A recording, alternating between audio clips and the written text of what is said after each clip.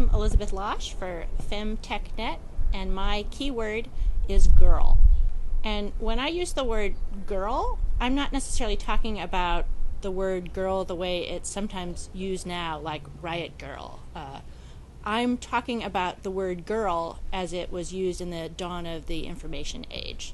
So I'm interested in how people talked about girls in connection with computers in the 1940s and 1950s.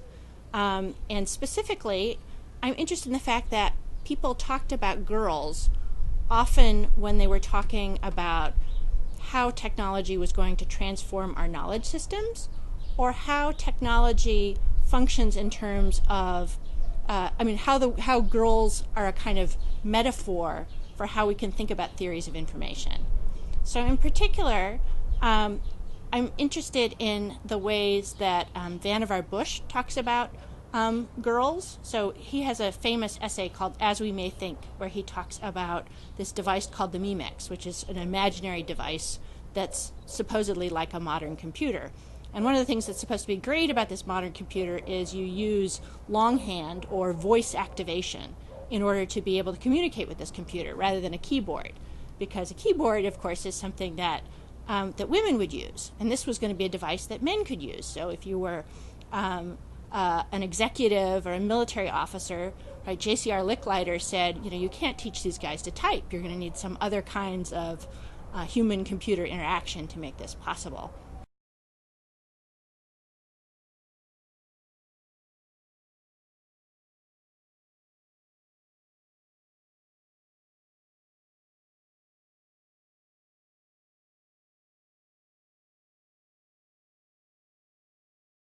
So Bush is talking about this device and suddenly starts talking about the fact that there are these girls who operate these vocoder devices, and how you see them sort of languidly stroking the keys and sort of looking at everyone with a disquieting gaze. So this idea that these girls are kind of messing up the sort of composure of the modern workplace.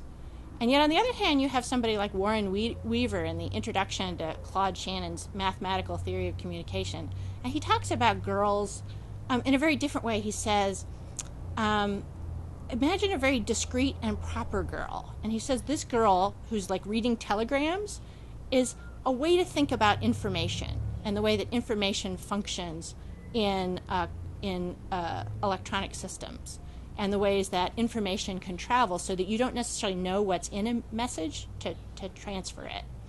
So the reason this is interesting to me is actually a lot of women were really important in the dawn of computing. And if you look at what a computer was, it wasn't a device, it was a person.